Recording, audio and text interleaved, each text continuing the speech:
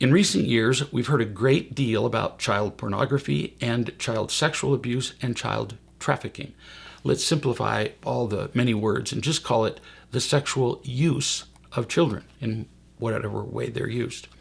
Today we're going to talk about this subject in ways you have never heard before. I have never heard this particular discussion, but today we're going to have it. It might just rock your world. It has mine. Back to sexually using our children. We're all horrified and mystified, but it turns out we like mysterious horrors. Why would I say that? What's the proof? Well, what's the most popular genre of movies? Shockingly, number one, tied with action and adventure, is horror.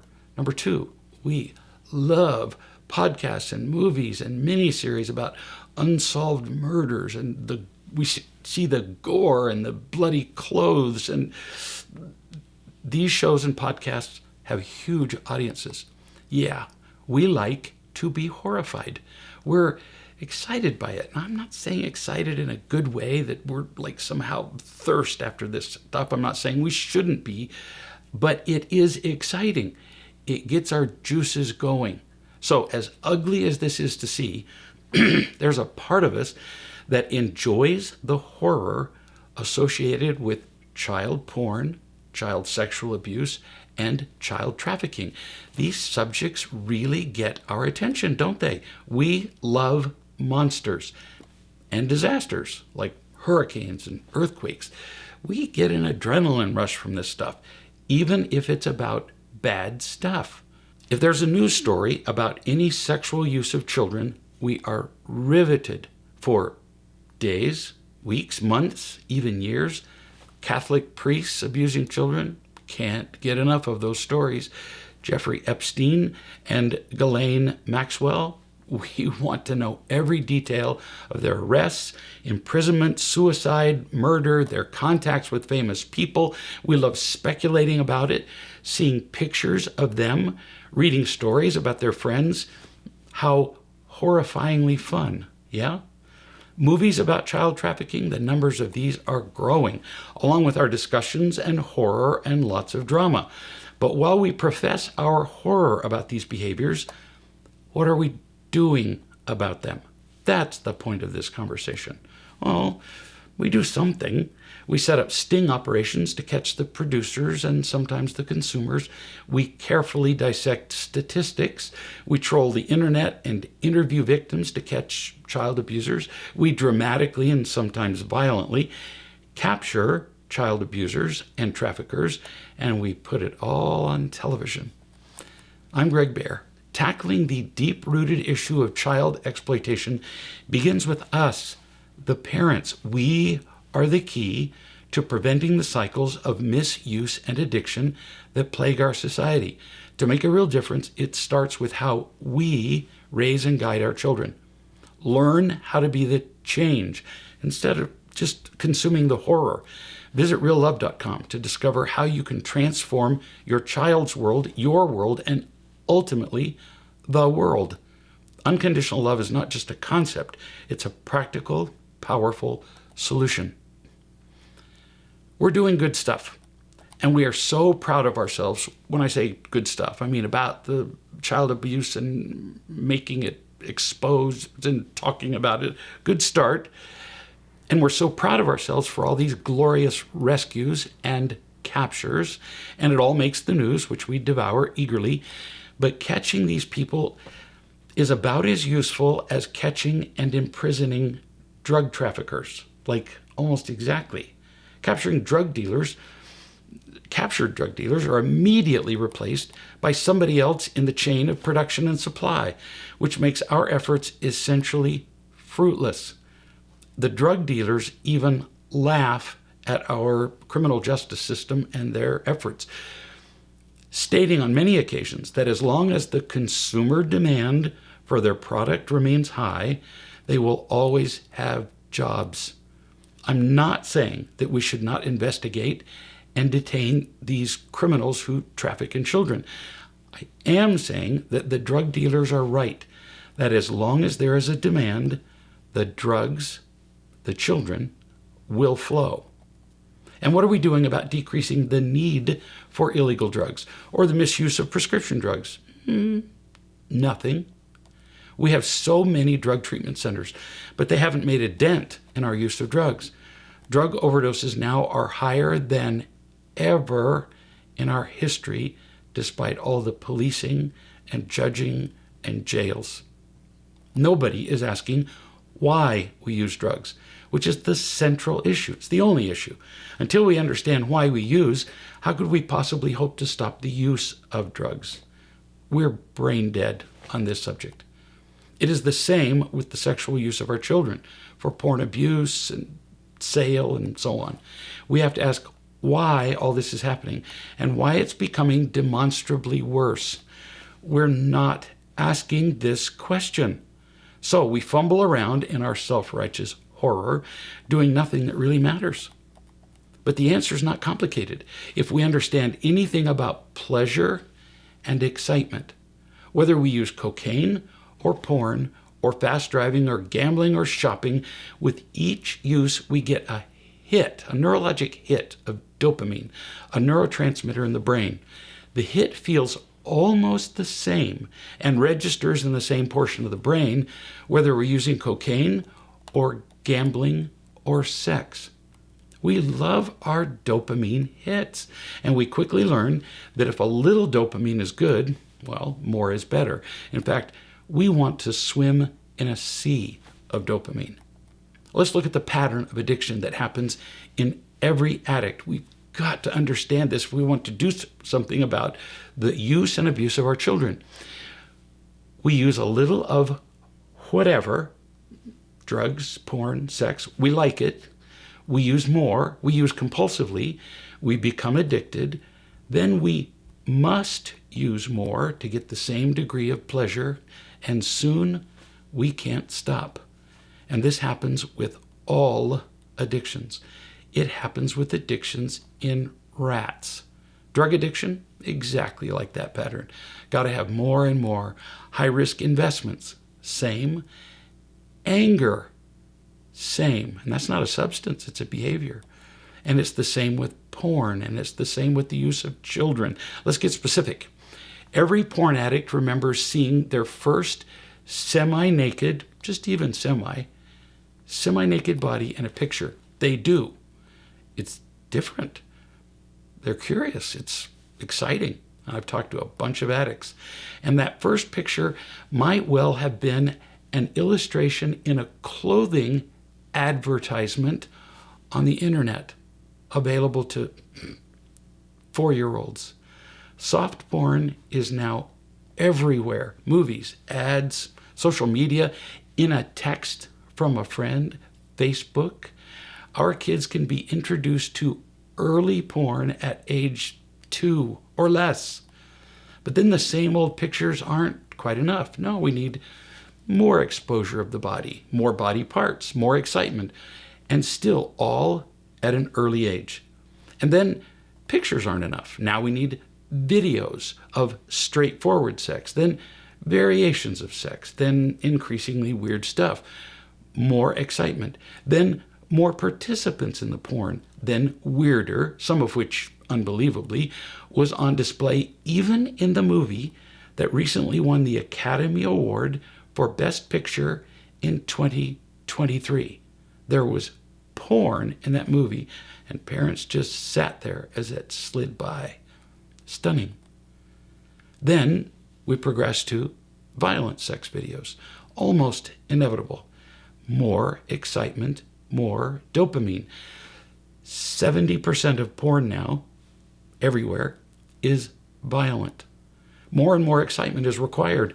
More visual excitement, more and more, newer and newer, which translates to, again, more excitement. And eventually, so very often, the next new excitement would be what? Children. You've tried everything else. Violence, variations, porn with kids. It's like, duh. We're horrified, but duh. After viewing children sexually in videos, then how big a leap do you think it is to actually use the children sexually in person? not a big leap, a little leap. You have enough money, you can make anything happen. Sickening? Yes, but very understandable, even predictable. We got to stop being horrified and see it for what it is so we can do something.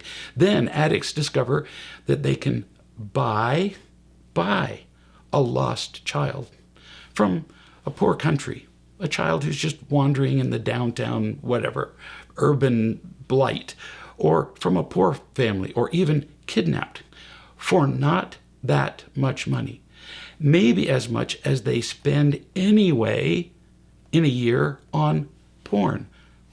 So why wouldn't they buy the real thing? They're addicts, and addicts must feed their addiction. And that is how we go from simple porn, clothing advertisements, to trafficking children. You might be thinking, no. Yeah, it starts small. Not a mystery. Oh, we're not done. Let's really get to the root of this. Why do we sexually use our children or allow them to be used? It began in our childhood. Not some creepy person's childhood. No, yours and mine. Very, very few children are loved unconditionally. The love where there's no disappointment or irritation or unkindness or controlling. Very few. And these unloved children grow up to become parents, that's us, who have not been unconditionally loved. And we're in emotional pain.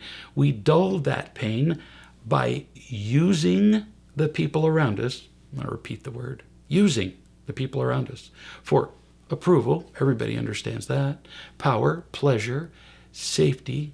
We use our own children. Oh, surely not. Oh, yeah, we do that as parents, usually several times a day. How do we use our kids? Nobody can doubt that we use our kids for approval. Nobody could possibly doubt that. We use their successes to win the approval of other kids. Oh, look at my Katie, how smart or athletic or cute she is. That's using your child. And our kids hear us use them in that way. And we say those things to them. Oh, how cute and smart. And we're using them to feel better about ourselves. And we insist on the gratitude of our children, a form of approval, for the stuff we give them or do for them. We prove our demands with our disappointment and irritation if they're not grateful. Does this sound familiar? Now, what do you say? We're demanding something from them, approval, gratitude. Yes, it's unconscious, but we also use our kids for a sense of power or importance. Every time we're angry, every time we're using our authority over them to feel more powerful ourselves.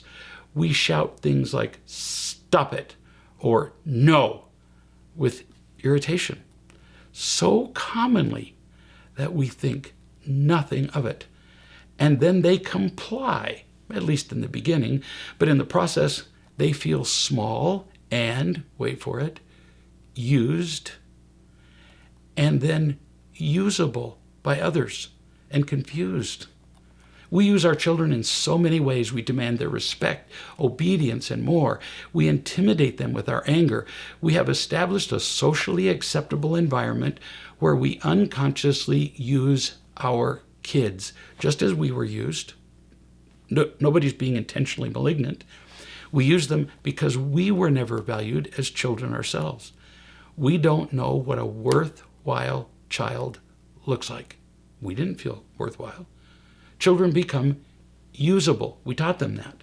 So when a neighbor, for example, babysits our child and he says, would you like to play a game? Our child agrees to any number of questionable suggestions. Why? Because they're bad? Because the neighbor was bad? Because we made them feel small beforehand. We made them compliant, or they grow up to feel emotional pain. They grow up to become these porn and sex addicts. Either way, whether they're a user or whether they're being used, we've prepared them for that. And when a porn or sex addict needs a new source of excitement, children are a very natural source for them.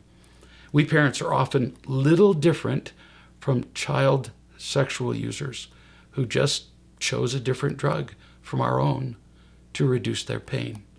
Yeah, that's a horrifying sentence, but it's true. We love to vilify child users. We like our monsters. We like talking about them. They give us a kind of moral basement that we can always look to, something that makes us feel better about ourselves. Like, well, at least I'm better than that. Actually, no, not much. We feel better about being less monstrous than somebody else. That hardly makes us angelic. Where do we think child users come from? We breed them with pain. We parents fail to love our children, so they grow up in pain and have to find something to dull their pain. They might use anger or approval or alcohol or porn or children. Now, the bottom line, what are we doing about all this? What are we doing about those initial innocent moments where kids look at the questionable pictures that lead them to the seductive and destructive world of porn? What are we doing about the root of it all, which is seeing children as even remotely usable? What are we doing to stop all this craziness at the roots instead of hacking away at the branches and leaves of the problem? Right now, pretty much nothing. We're just dramatically catching people who were caught up in a wave of dopamine seeking that began when they themselves were just kids. So am I saying that we're ignoring the root cause of this circus of entertainment and power? Yeah. And who are the villains in this nightmare? Us, the parents. Who gives our kids the phones and devices to watch social media and porn? We do. We are the dealers who initiate and fuel our children's addictions to approval, praise, and porn. And when they grow up to use others, including children, we're horrified, but we began the process. We initiate all that. Yes, it's unconscious, but we still do it. Do most parents have the courage, for example, to simply remove phones from their children's lives? Not just limit, remove. No, not even close. What could we do to change everything? Let me tell you, this is a fact. Children who feel unconditionally loved and taught, who are guided without a trace of disappointment and anger, simply do not use porn. They don't grow up to use other children. They don't put themselves in questionable circumstances where they will be used themselves. They don't run away from home and become easy prey for users. In a world with sufficient unconditional love, there is no porn or child abuse or child trafficking, because people who feel loved have no need for such behaviors. No, that's not a fairy tale. We can't do this. We cannot suddenly eliminate children being sexually used, which is what we think all of our drama is going to do. We can't do it with law enforcement or news broadcasts or emotional movies on the subject. That will never happen. But we can begin to learn how to find unconditional love, real love. And we can learn how to love and teach our children in a way that they won't become users, and where the odds of them being used drop almost to nothing. We can do this. But will we? Go to reallove.com and learn how to change your child's world, your world, and eventually the world.